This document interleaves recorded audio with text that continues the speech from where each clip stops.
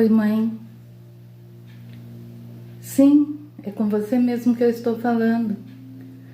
Você, mãe, pai, irmão, avó, esposo, esposa. Você que perdeu um ente amado. Esse recado é para você. Vocês já devem ter lido que o processo de luto tem altos e baixos. A vida da gente tem altos e baixos, né? E como vocês perceberam, semana passada eu não postei vídeo, porque eu estava baixo astral. Tava frio, tava chovendo, eu estava triste. Eu senti muita saudade da minha mãe, muita. E como eu contei nos vídeos anteriores, quando a minha mãe me adotou, ela me escolheu. E como eu estava muito doentinha, ela disse que me adotou para me dar uma morte digna. Mal sabia ela que eu iria dar uma morte digna para ela. Meus amigos mais íntimos, meus familiares sabem que a nossa vida toda foi entre tapas e beijos. Eu acho que éramos muito parecidas, né? E por isso nos bicávamos bastante, né? Mas isso não quer dizer do amor que sentíamos uma pela outra, porém não sabíamos demonstrar. Hoje, adulta, bem adulta, eu entendo que ela fez o melhor que ela pôde, que ela deu o melhor dela, que ela fez tudo que ela pôde, da melhor maneira que ela pôde, do que ela tinha para dar, né? Só que quando eu era jovem eu não tinha esse entendimento. Na infância, na adolescência, até a vida adulta, a gente brigava bastante, batia de frente, como eu falei, e ela foi meu ombro amigo nas 3 vezes que eu me separei do mesmo marido, né? Nossa, quando eu me separava, ela ficava bem próxima de mim, bem amiga mesmo. Era meu ombro amigo. Meu pai também. E hoje eu quero contar para vocês da passagem dela. Quando eu estava na faculdade, ela veio com meu irmão morar aqui em Curitiba. Aí, muitos anos depois, meu irmão já casado, eu também. Eu já estava até separada, eu estava morando em Ponta Grossa. Ela mudou para Ponta Grossa, porque a terra natal minha, dela não, mas ela amava aquela Ponta Grossa. Ela preferia 1000 vezes Ponta Grossa do que Curitiba. E enquanto eu estive trabalhando em Ponta Grossa, morei com ela, morei com amigas, por último aluguei uma casa, estava morando sozinha. Eu ia todos os dias na casa dela. Eu levava ela ao mercado, eu levava ela a visitar os familiares. Enfim, eu estava ali pronta para tudo que precisasse, né? Levar os cachorrinhos e os gatinhos no veterinário. E a vida passou. Quando eu me aposentei, há 6 anos atrás, eu vim embora para Curitiba, para ficar perto dos meus filhos, que também já são adultos, né? E estavam levando a vida deles, mas eu queria ficar mais perto deles. E trouxe ela para cá, quase que amarrada, quase que obrigada, sabe? Ela não queria vir, mas como que eu ia deixar ela com 80 acho que ela tinha uns 85 anos, como que eu ia deixar ela sozinha lá em Ponta Grossa? Não dava, né? E aí eu resolvi trazê-la para cá.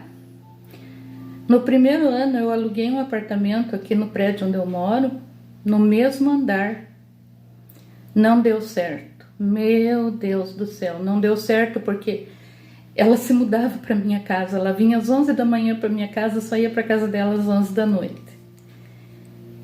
Aí ela foi. Aí ela ia para Ponta Grossa, ela ia para Campo Largo na casa do meu irmão, ficava 15 dias na casa do meu irmão, ficava 15 dias na casa dos meus primos lá em Ponta Grossa. E o apartamento ficou aqui vazio. Até que depois de um ano o meu irmão alugou uma casa para ela lá em Campo Largo, onde ela viveu os 3 últimos anos de vida dela lá. 3,5, eu acho. E lá a gente ia almoçar aos domingos, ia no Dia das Mães, ia no dia do aniversário dela, ia no Natal, no Ano Novo, né? Eu ia mais, as crianças iam menos, mas iam também. E quando começou a pandemia, já falei para vocês, eu me mudei para lá. Em 2020 eu fiquei morando praticamente com ela. Eu ficava indo e vindo, né? 2021 também. E após o falecimento do Julian, que foi dia 9 de maio do ano passado, eu não lembro se eu já falei aqui para vocês que nós não contamos nem para ela, nem para a avó paterna, que ele ficou 30 dias no hospital, justamente para elas não sofrerem.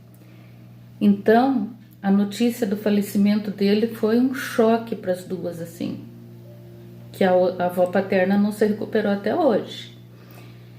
E ela não conseguiu expressar a dor e 63 dias depois ela faleceu. Um mês depois, até um mês, ela estava triste, mas ela não chorava, ela não falava, ela se fechou, se isolou, se calou. E quando deu um mês, eu tive que comprar cadeira de banho, tive que comprar fralda, tive que comprar mamadeira, porque ela regrediu assim, ela parou de andar, ela parou de comer, ela passou a usar fralda. E eu ia todos os finais de semana. E eu via que cada semana que eu ia, ela estava piorando. Chamei o médico foi, fez exames, os resultados foram ótimos. Era só tristeza mesmo. E ela, na quarta-feira, quase uma semana antes do falecimento dela, a cuidadora dela ligou, fez uma chamada de vídeo e falou: venha que ela tá te chamando. Mas ela estava triste. Eu tenho uma foto dessa chamada de vídeo. E eu sabia que ela estava me chamando para se despedir. E daí eu não queria ir. Lógico, eu pensava, eu não indo, ela não morre.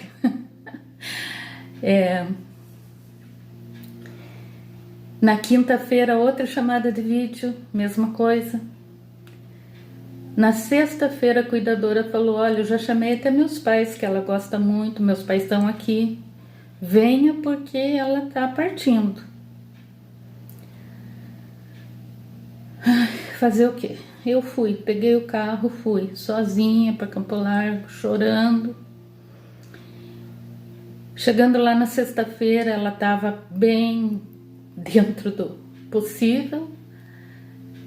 Estava conversando, estava lúcida, estava até alegrinha porque os amigos foram lá vê-la. E ela me reconheceu, sabia que eu era Rosana, que eu era filha dela. E ela disse: você é Rosana, você é minha filha. Falei: por que você estava me chamando? O que você quer? Aí ela disse: eu quero ir para tua casa. E eu, antes de ver o estado que ela estava, eu pretendia trazer ela para minha casa. Ia alugar uma ambulância, ia pegar uma cuidadora profissional. E porque era visto que ela ia partir, mas não tão rápido, né? E só que quando eu cheguei lá, eu vi que no estado que ela estava não tinha como trazê-lo.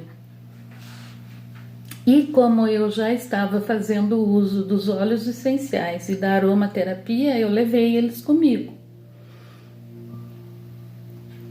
Na sexta-feira eu dormi na sala. No sábado, de sábado para domingo e de domingo para segunda, eu dormi, entre aspas, no quarto dela.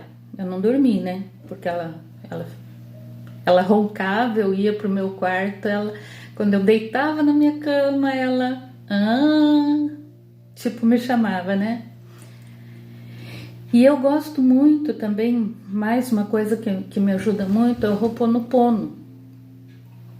E daí no celular eu colocava as músicas, as orações, as meditações.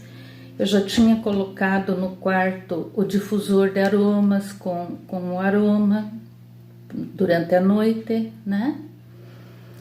E daí a gente ouvia, fazia as meditações, ouvia as músicas. Eu cantava, eu rezava, eu chorava, eu conversava com ela, eu pedia perdão.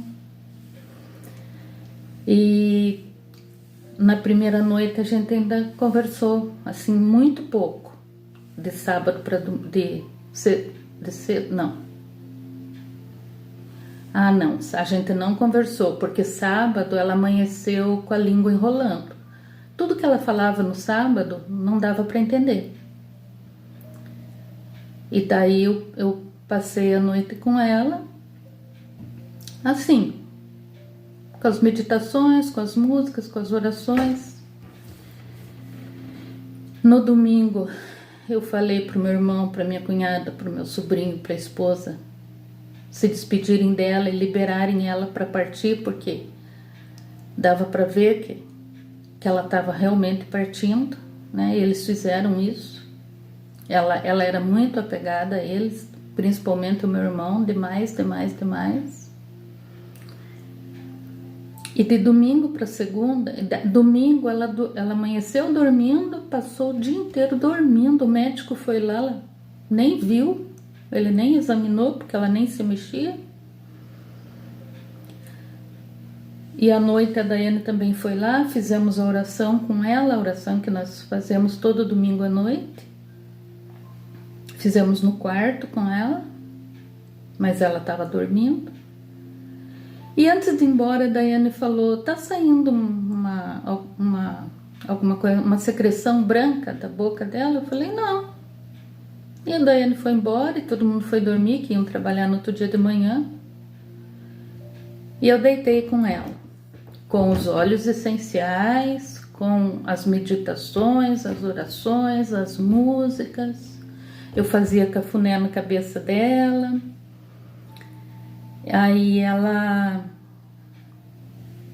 quando foi 2h da manhã, começou a sair a juntar uma espuma branca na boca dela. Aí eu mandei mensagem para Daiane, para a esposa da Daiane, para a namorada do Julian. Ninguém respondeu, porque deviam estar dormindo, 2h da manhã, né? Aí eu fui pro Dr. Google. E lá dizia que essa secreção branca sai horas ou dias antes da pessoa partir, que é a fase terminal da pessoa, né? Finitude da pessoa. Eu amanheci limpando aquela secreção branca. Vinha, eu tirava. De manhã cedo eu ia falar pro meu irmão e pra minha cunhada: não vão trabalhar, eu sinto que ela tá partindo. Mas não falei. A cuidadora chegou, eu achei o vestido que ela queria usar, a cuidadora lavou, deixou bem cheiroso. Eu tirei foto e mandei para minha terapeuta de Theta Healing. Aí ela falou: passe tal óleo na planta do pé dela, passe no peito dela, passe no teu também. e deixo o difusor de aromas ligado também. E eu fui fazendo tudo isso. E eu já contei também anteriormente que durante toda a pandemia nós assistíamos a consagração a Nossa Senhora Aparecida na TV Aparecida. E quando foi quase 3 horas da tarde, a cuidadora me chamou e falou: Rosana, ela tá morrendo e eu não quero que ela morra só pra mim. Eu tava deitada, descansando, tentando descansar, né? Porque eu tava 48 horas sem dormir. Aí eu levantei aquela sororoca dela, que durante a noite estava alta, já estava baixinha, já estava diminuindo o volume, o som.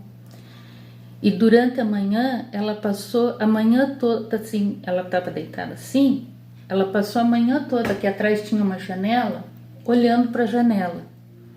Eu pensei, são os nossos amores que já partiram, que vieram buscá-la, porque ela ficou a manhã toda olhando para a janela, com sororoca, e não teve mais a secreção de manhã.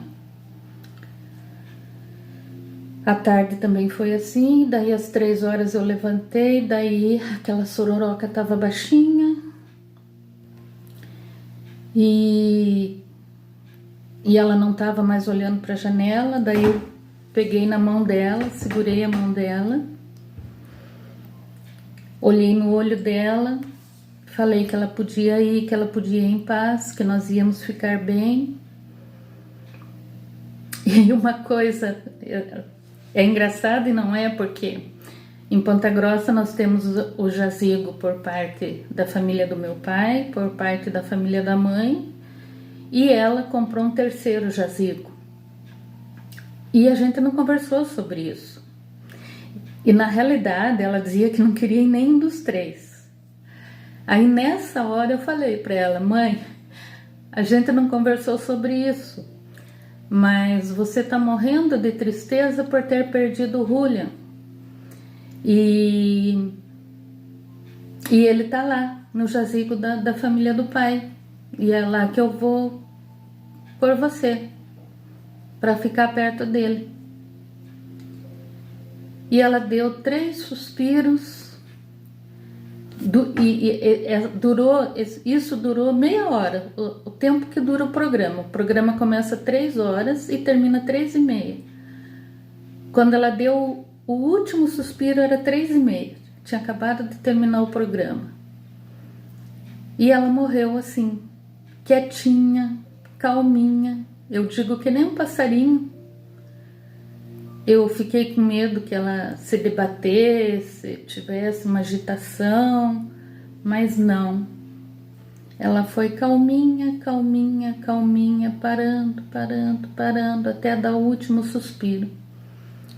E segurando na minha mão e olhando nos meus olhos. Nossa, gente, é inacreditável, sabe? Porque eu achava que meu irmão ia me ligar e me contar que ela faleceu. E ela faleceu nos meus braços praticamente, né? Foi lindo, gente. Foi muito triste, eu chorei muito.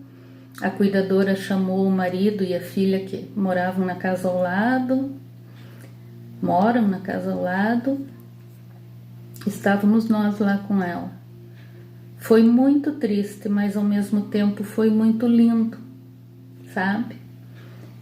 E fica a saudade. Tem dias que dói mais, tem dias que dói menos, mas a saudade vai ficar para sempre, o amor vai ficar para sempre. E se a gente sente essa saudade, é porque a gente amou, né? Eles se fizeram amar e eles deixaram amor, e eles levaram amor também, né? E que esse amor chegue até eles, tá bom? Então, até o próximo vídeo. Se você gostou, curta, compartilhe, se inscreva no canal. Um beijo no coração.